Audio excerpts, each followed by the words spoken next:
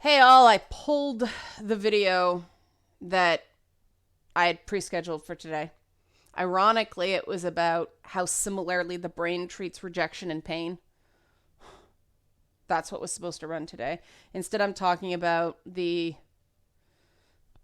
I don't even know how to describe it because people are describing it as a van attack, a rampage. A guy took a rented van, drove about a half mile on the sidewalk, and ran over 26 people, I think. 10 people are dead. That number may go up as I'm recording this. It could be 23. Don't hold me to the numbers. But it happened like it's only 15-20 minutes away. I was at a restaurant eating Indian food in that exact neighborhood Friday. I know exactly where all the different things, the video of the standoff between the cops and the perpetrator, where he was pretending to pull out an imaginary gun and yelling, kill me, shoot me in the head. I know exactly where that happened. I'm like, holy, because of where it is. It's right at the north end of our subway line, our existing subway line. Our north-south subway line kind of goes in a U, like this giant U down the middle of the city. And it was right at the top of the east end of that northern loop. And a bunch of people I know work there. And I happened to find out about it because I watch the news as I exercise because I figure kill two birds with one stone. And if something annoys me, I can be like, raw, pedal faster. I work out the aggression in a way that is good for me. But the sensationalism in the coverage, and this was on MSNBC, and I was like, you know, I stopped watching CNN precisely because I want to get away from crap like this. And then it was going on. They really jumped the gun because of the tactic. I wish news services had a policy that they would not label something terrorism. They would not start talking about it in terms of whether or not it's terrorism until they get a confirmation, not a suspicion, a confirmation. Because once they go there, once they start treating it like a potential act of terrorism, it's very hard for them to walk back. And then they have to create this sensational story around the attack so that they can be consistent in their own brains about why they made such a big to-do about it. And that's what's going on right now. There's this narrative being constructed about the guy's motivations. And I'm sitting here going, really? Really? Like, are we never going to learn? This is so not best practices, especially in terms of copycat. I was just reading a paper sent to me. I get all these suicide prevention organization newsletters, and the effect of the media was the focus of one I got recently, and they talked about how, sensationalized negative coverage of in the instance they were talking about here, it was this particular bridge that was a place that a lot of people went to jump, and they found that negative news upped the number of people who were making the attempts, whereas positive coverage of people who had thoughts of suicide and got help and sort of came back and sort of uplifting hopeful stories, those reduced. Not just they saw no increase, those reduced. It had an active positive effect. And yet the media still seizes on these stories of despair. And, what that does is it sends the message to people who feel worthless and or meaningless that they are worth more if they hurt people than if they just suffer in obscurity. What the hell is wrong with the media world? Don't get me started. But I've also seen people jump the gun on the connections that this guy had to something called incel, involuntary celibacy. I wish this was the first I'm hearing about this, but I've known about these online communities for years. Before Elliot Rogers, any of that, I've been trying to figure out how long I've known about these sorts of groups. It was back in the days that like something awful was trendy. It might have had another name back then, but essentially the same thing. These guys who think that there's this calculus to getting laid, and I'm not going to get in to the specifics because it will be upsetting to people who identify with that moniker. And I think they're going through enough right now. Now, some of you may be asking why you care. I've been on those boards. I've seen, like, I didn't post on the boards. I lurked, but I've seen the misogynist writing. I see all the agreement with the misogynist writing, but that doesn't mean I can't still see them as human. You have a choice when someone does you wrong, or when someone projects hate towards a group you belong to. You can choose to reflect that, or you can choose to say, no, you know what? I accept that you hate me, but I am still going to recognize your humanity. You're still a person to me. And I am not going to return that hate, because that's not going to help anybody here. And that's what I'm trying to do with this video. I know it's almost guaranteed to get demonetized. Maybe I won't even monetize in the first place. Like, just why bother? Sometimes you have to do this stuff not for monetization, but because it's the right thing to do. And the thing that finally crossed the line for me, and I'm like, I gotta say something, was the people I see leaping to and rightly leaping to the defense of Muslim people when there's collective blame against Muslims for horrible acts committed by individuals or relatively small cells of extremists. They're attacking these incels and men's rights groups. And I even saw one person blame Gamergate, and people agreed. It's like this thing of being incel, even hating women, doesn't necessarily make you violent. You can practice nonviolent hatred. Hating somebody and deciding you're going to do something, violent about it. A lot of these guys just spew on the internet. That's the beginning and end of what they do. Even in their day-to-day lives in meat space, they keep it to themselves. So that just doesn't follow. And there's a lot of people who, not really surprising, they're hypocrites, but this is terrible for messaging, because some of these people are pretty high-profile social justice types, and I just worry because people have the right not to trust these messengers. So at least I can stay consistent, because I have done videos and people got super mad at me when I defended Muslims after, some of the stuff in Europe and some of the stuff like that. I'm going to defend these incel guys in the exact same way, because the exact same principle holds. Just because you have some ideas I may think are kind of funny, it doesn't go that you're automatically violent because of that. Sorry, my hair is weird because I just washed it. I jumped on and recorded this. But I can't believe we're still here. Like, I can't believe we keep having this fight under different pretexts. But a part of me who's rational and not responding emotionally is like, of course, people are people. It's easy to hate. It's easy to just go, aha, this is useful. This is ammunition that I can use to prove that the people I hate deserve hating. thing is, you engage in that hate cycle, you're no better than the people you claim are bad. Because why do you claim they're bad? Because they hate you.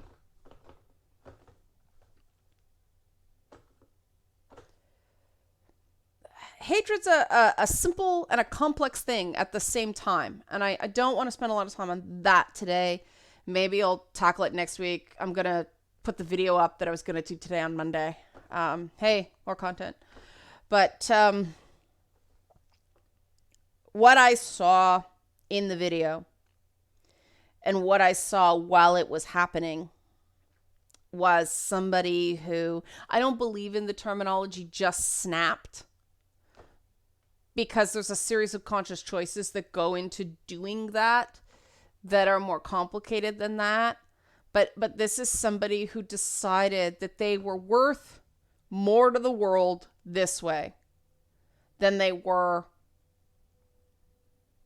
suffering in obscurity. And that's a social problem we can do something about. We need more positive human contact. If you look at the structures of our world, it is no secret why this happens. We try to solve social problems in these big, soulless, faceless chunks, and all these special interest groups and all this identity politics and all this, grants for this group and grants for this group and grants for this group. I will say, if you haven't noticed, we dodged a bit of one problem versus another. The ironic thing is the guy appears to be a brown guy, and he has an Armenian last name.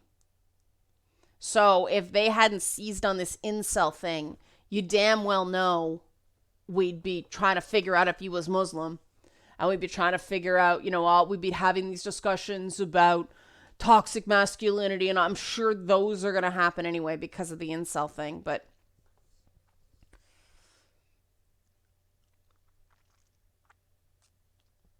I still see a lot of these situations as giving up on life. They're behaving this way because doing things the right way didn't get them anywhere. And we need to, behaving. We need to get back to a place where people are rewarded for, how do I put this? Reliable but unspectacular work, effort. People should not have to be exceptional to have a comfortable life, because by definition, exceptional people aren't the norm. And therefore, if we want a solid, stable society, we need to be able to have a stable, fulfilling life for the majority, the vast majority of people. You're always going to have a little bit of poverty, but people are just under crazy amounts of stress, and the expectations are so high, and the potential to fail is so high as well. I'd love to see, first of all, training the way we do fire drills, but training for signs of suicidal ideation, signs of, crisis, and give people basic tools to just know what to say to people, because people are made uncomfortable by people in crisis. They shy away from them. That tends to accelerate the crisis, right? I'd love to see that. I'd love to see that taught to everybody in schools and workplaces. I'd love to see more people taking those risks. I'd like to see reaching out and owning your shit before it hits a crisis point, being rewarded more, being seen as more noble. And unfortunately, people are labeled sick and weak when they do that, especially men. And they're put off in a little comfy box, but they're not given what, independent living specialists, people who allow people with disabilities to live independently. They call it the principle of the dignity of risk. Once you're sort of identified as a mental health, a person with a mental health issue, you're not given the dignity of risk. People try to save you from trying. And that ironically is a really depressing place to be. Unfortunately, people younger than me, the class sizes were starting to go up. Life was becoming less personal, even when I was in school. And now, kids go through school in these enormous classes and go to work for these enormous companies where they work in enormous offices. They don't see their supervisor very much. There's not a lot of face-to-face time. There's very little one-on-one. There's very little small group. It lacks camaraderie. And in schools, everybody is a competitor instead of encouraging the idea that, look, we all do well together. We all succeed together. Teamwork is not at a premium now because everything is so competitive. You have 500 people competing for one job. You have to do 4 freaking interviews. It's crazy. The time and money and resources and sweat equity that goes into the hiring process now, it's nuts. And it's no better. It's no better. The outcomes are no better. We really have to get back to basics in terms of how we engage with each other. And I think that people made altogether too much about what these new technologies mean. The basics of humanity haven't changed. We just have to learn how to translate those basics to online communications. And some, like face-to-face stuff, eye contact, that's not stuff you can necessarily simulate. But other things you can, listening to understand, you can do online. Being a good listener, you can do online. Taking time, even a little bit, to just listen to someone and validate that. Validate something about them. Validate their basic humanity is really what it comes down to. I see so many people, what they're fighting about is not what they're fighting about. They're fighting to be recognized on a basic level as a human being who matters. And that kills me. That just...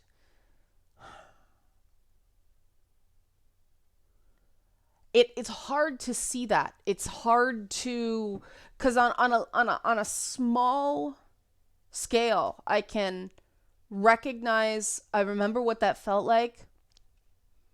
I cannot imagine that feeling going on for years and years and years and years with no end in sight. And that's what a lot of people struggle with now.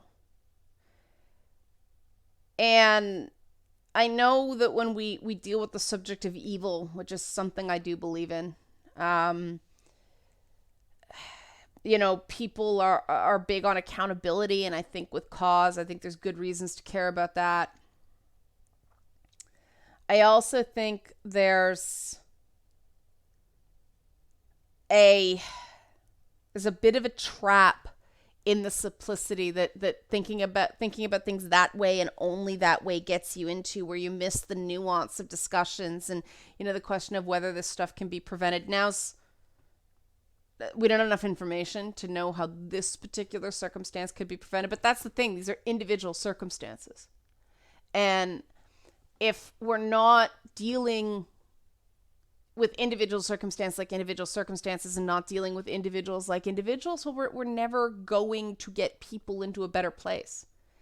And that's basically why I wanted to do look, just because somebody goes to some incel boards and posts and talks about Chads and Stacys doesn't mean they're gonna kill people. That needs to be said because it's been said for other groups. And I don't get to determine which people are human beings.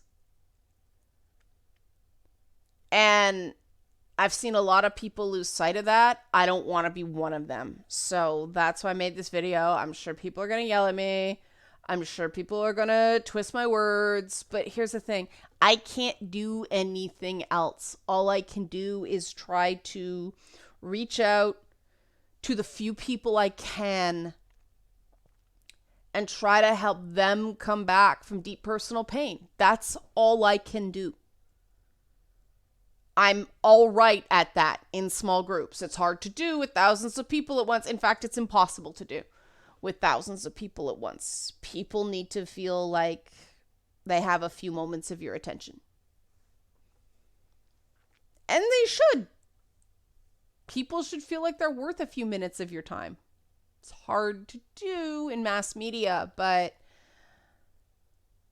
I know there are a bunch of people who are part of message boards who aren't, incel stuff, but they're lumped in similarly because they're connected to 4chan and things like that, who are really freaked out right now. I get why you're freaked out right now. All I can ask is remember how this felt the next time another group is targeted. It will pass.